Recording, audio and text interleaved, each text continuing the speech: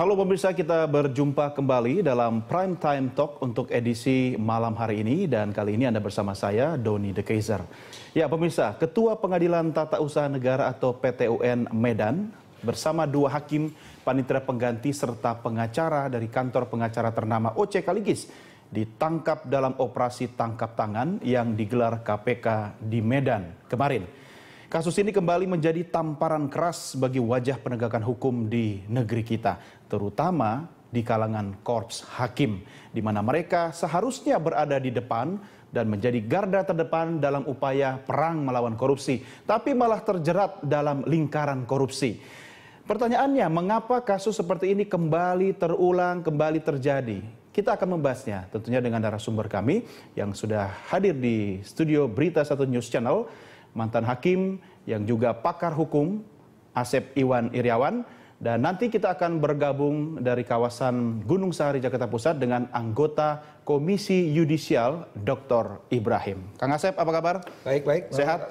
Sama-sama, alhamdulillah. Baik, kita coba sapa Pak Ibrahim ya, silakan. Yang berdialog dengan kita secara jarak jauh. Pak Ibrahim, selamat malam, apa kabar Pak? Selamat malam Mas Doni, kabar baik. Ya, sudah buka Kabar puasa baik, Pak? Alhamdulillah. Halo? Oke, Pak Ibrahim, saya ke Kang Asep dulu Pak ya, tetap bersama kami. Kepencet. Kang Asep, hakim yang mulia loh panggilannya, masih mulia nggak? Ya sekarang kalau kejadian begini dilakukan, kita juga tidak hanya terkejut, sedih, kaget, tapi mau apa dikata gitu kan? Karena kejadian ini bukan baru sekali, tapi beberapa kali. Sekali lagi, kalau istilah Oma Irama terlalu. Nah, ya. Karena apa coba? Kan baru kemarin kasus di Jakarta Pusat, Hakim Tun Ibrahim, Hakim Jakarta Pusat Saripudin, di Bandung Imas, Budi Wakil Ketua, Semarang, dan tidak hanya itu, terakhir di luar itu Ketua Mahkamah Konstitusi. Artinya apa? Ketika ada kejadian-kejadian ini, harusnya kan pembelajaran satu. Kedua, ketika hakim dinaikkan gajinya sekarang hampir rata-rata 30-40 juta, kan harusnya kebutuhan hidup dalam keadaan normal, hidup dalam harusnya udah tercukupi kan. Apalagi saya cukup mengenal ketua majelisnya, pernah sama-sama dengan saya di Mahkamah Agung ya. Ya, saudara ini di asisten di Hakim Peradilan Tun kan. Nah sekarang kalau seorang ketua pengadilan, pimpinan pengadilan, majelisnya kompak dengan anggotanya, dengan panitranya, dengan pengacaranya, saya pikir hari ini saya menyatakan bahwa mafia peradilan tidak terbantahkan lagi. Karena itu juga bayangin, majelisnya, panitranya, pengacaranya kompak kan. Biasanya kan cuma 1-2 oknumnya yang bermain. Ini sekarang udah majelisnya kompak, panitranya juga tahu, pengacaranya tahu, diselesaikannya di mall. Gila nggak? Coba, kalau saya ini kalau jadi diulang dan diulang, ini bukan sekarang mindset yang suka salah. Lagi sial, kapan lagi? Apes. Mumpung KPK lagi turun staminanya. Jadi mau lebaran.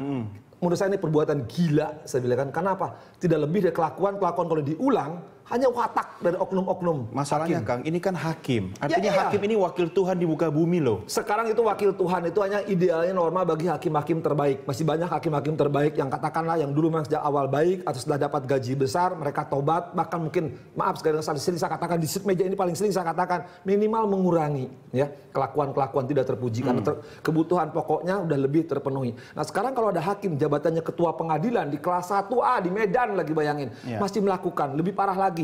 Yang dilakukan sidangnya coba terhadap kewenangan penyidikan yang pasal 2A di Undang-Undang itu nggak boleh dikabulkan. Itu sesuatu yang aneh. Jadi orang masyarakat juga yang baca kalau ini dikabulkan pasti ada apa-apanya, tidak mungkin. Jadi bermainnya terlalu kasar sekali lagi. Mohon dengan segala hormat, saya sebagai pernah ada di lembaga itu, benar-benar gitu kan. Saya pikir sampai dengan gaji besar, dengan ada kejadian-kejadian sebelumnya tidak akan terulang. Tapi sekarang terulang di bulan puasa. Bulan puasa lagi? Ya, ini bukan puasa, harusnya kan puasa segala-galanya gitu. Ini kan bukan puasa artinya. Memang udah watak, udah jurisprudensi, udah tradisi, wataknya dia memang tukang minta duit, ya sudah mau diapakan. Dan di sini karena pembelajar untuk KY atau siapapun lembaga yang berwenang, sekarang nggak ada tidak. Hukumannya harus berat. Atau bila perlu gaji hakim turunkan lagi. Pembelajaran bagi semua hakim bahwa sekarang kalau ada kejadian temennya, dulu kan janji. Itu hukuman dong karena namanya. saya teriak-teriak, yang ada masalah, saya dulu teriak-teriak.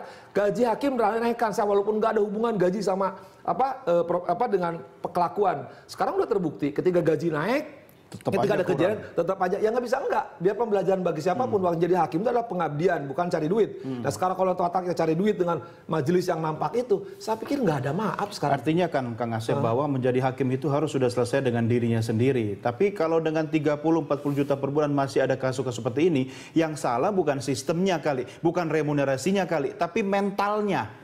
Tadi saya katakan, watak. Kalau institusional sekarang MA kurang gimana, KY kurang gimana, Badan Pengawasan MA kurang gimana. Saya kira hampir berapa hari mungkin KY itu kerjaannya untuk mengusulkan Majelis Kehormatan Hakim. Kan kejadian hakim tertangan sekali, bukan sekali, berkali-kali. Ya, tidak hanya itu, hakim yang kena narkoba, hakim yang selingkuh, yang kena kode etik lainnya. Kan harusnya pembelajaran. Ketika ini harus berhenti dan ada pemenuhan kebutuhan pokoknya. Bayangin kalau katakan 30 juta, pengeluaran sehari 1 juta. Masa nggak cukup? Ya, saya pikir kalau orang nggak cukup, Saya satu istri. Ya kita tahu lah hakim harus 1 istri, nggak boleh hakim lebih dari 1 istri. Kecuali kalau punya simpenan kan yang selingkuh-selingkuh itu kan karena tadi Anda bilang mereka kan harusnya belajar kan. Betul. Mungkin belajarnya bukan belajar lebih baik tapi belajar antisipasi biar nggak ketangkep kali. Bukan belajar, belanja karena ketahuan Belanja. di mall. Kalau di mall kan sebenarnya saya juga sering di mall tuh ngadem atau lihat apapun kan nggak jadi masalah. Masa mall dijadiin ruang sidang sih kan? Ya makanya bukan ruang sidang, lebih parah lagi kan terima duitnya di mall. Kan harusnya begini lah, kita ngomong nggak benar, ngomong wakil setan aja bukan wakil Tuhan ya. Sekarang ini kalau kita berbuat nggak benar, ketakut-ketahuan orang. Kalau di mall itu kan public area kan, kenapa harus di mall? Cari dong tempat yang tersembunyi gitu kan. Kalau di mall kan bisa ketahuan. Apakah di toilet umum kan di mana kayak artinya maksud Anda Kang Asep sudah nggak tahu malu banget. Ya katakan kita ngomong nggak benar nih ya. Kalau kita ngomong sudah nggak benar, kita ini akan terima uang sesuatu yang memang perbuatan maksiat. Kenapa harus di public area gitu kan? Wah kan di mall itu kan orang kan kenal. Oh si Asep, oh si Doni kan tahu. Pengacaranya terkenal, hakimnya terkenal. Medan itu kan tahu sebagaimanapun. Apalagi di Jakarta kita saling tahu. Oh wajah Asep, oh wajah Doni, oh wajah ABCD. Kalau itu dilakukan di mall, ya KPK gampang nangkapnya. Udah gampang KPK dengan sadapannya. Sekarang diperlihatkan. Yaitu anak kecil juga nangkap gampang. Oke, kita akan ke Pak Ibrahim. Tapi sebelumnya saya ajak Pak Ibrahim dan Kang Asep untuk kita melihat tayangan grafis berikut ini. Kita refresh sejenak ingatan kita terkait dengan daftar hakim yang sudah pernah berurusan dengan Komisi Anti Rasuah kita. Ada Hakim Sarifuddin Umar ya, Kang Asep masih ingat ya. Ini soal suap 250 juta, ini penjualan aset Budal Pilot PT SCI tanggal 1 Juni 2011.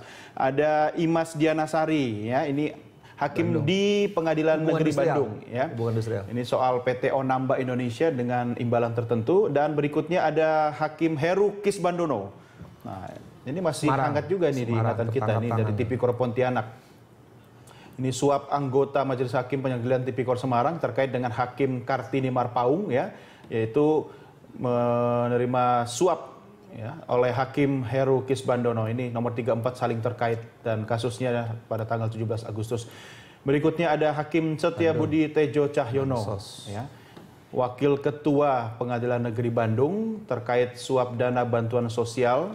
Ini juga menyeret mantan Wali Kota Bandung Dada Rosada ya. Kemudian, nah ini temannya Kang Asep nih ya. Yang Tun bukan sekali lagi loh. Sebelumnya Tun Jakarta juga ada Ibrahim. Oh di Cempaka Putih ada nanti. Oke, iya terima kasih koreksinya. Kemudian ini yang kemarin terkait suap penanganan perkara. Dan ada Hakim Amir Fauzi ya, sama kasusnya kemarin, hakim dari PT UN Medan, dan juga Dermawan Ginting, hakim dari PT UN Medan, sama-sama terkait suap penanganan perkara. Ini ngeri-ngeri sedap ini kalau istilahnya Sultan Batugana. Tapi yang nggak akan tidur nyenyak Pak Ibrahim dan teman-teman ini. Pak Ibrahim, bagaimana kayak harus mengambil sikap terkait dengan hakim-hakim bandel seperti ini, Pak? Ya, tentu Mas Doni, apa yang sudah disampaikan oleh Pak Asep itu memang ada benarnya. Jadi persoalan kita sekarang ini adalah dengan kejadian yang kemarin itu sebenarnya menunjukkan bahwa masih ada praktek-praktek yang jauh daripada harapan. Kita sangat mengharapkan sebenarnya masyarakat itu juga memberi dukungan dalam proses peradilan yang baik. Bertemunya hakim dengan pihak atau salah satu pihak itu menunjukkan bahwa hakim tidak menjaga jarak dengan para pihak. Padahal seharusnya hakim itu harus menjaga netralitasnya. Hakim tidak boleh membangun komunikasi dengan salah satu pihak. Satu-satunya ruang untuk membangun komunikasi adalah di ruang persidangan. Di luar itu tidak boleh. Kenapa itu dilarang? Karena itu dikhawatirkan. Karena itu berpotensi untuk terjadinya praktek-praktek Nah, kejadian yang kemarin di Medan itu menunjukkan bahwa komunikasi yang terjadi di luar persidangan itulah yang menyebabkan semuanya terjadi. Dan ini lagi-lagi persoalan integritas. Kami dari Komisi Yudisial tentunya sangat-sangat menyayangkan kejadian kemarin. Padahal cukuplah beberapa oknum hakim sebelumnya itu telah melakukan tindakan yang sama. Harusnya menjadi pembelajaran. Dan kita berharap sebenarnya baik KY sendiri maupun Mahkamah Agung bisa tidak sekedar memperkuat pada sisi penindakannya, tetapi bagaimana pada sisi pencegahan, saya kira itu harus dikedepankan. Ya. Karena kalau sudah terjadi seperti ini, apalagi yang kita mau bilang, masyarakat semakin menaruh kecurigaan bahwa memang di pengadilan, padahal meskipun itu terjadi di satu pengadilan, tidak terjadi di semua pengadilan.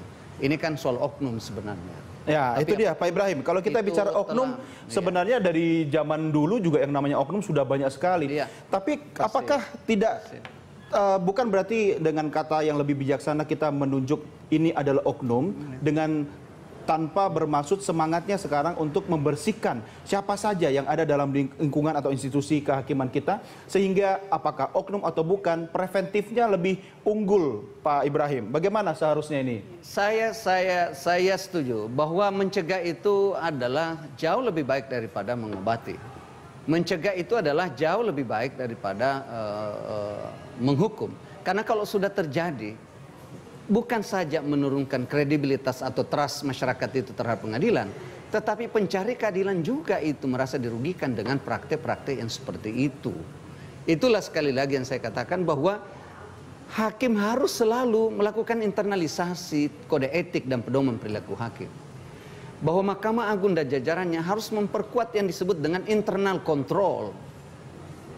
Ini yang terjadi kan berjamaah kelihatannya di antara majelis itu. Harusnya di antara mereka ada saling mengontrol, saling mengingatkan. Kalau tidak, kejadian ini akan terjadi terus. Ini yang sangat disayangkan sekali lagi. Oke, ya baik. Baik Pak Ibrahim dan Kang Asep, kita break dulu. Kita lanjutkan di segmen berikutnya. Tetap bersama kami, pemirsa, kami segera kembali sesaat lagi.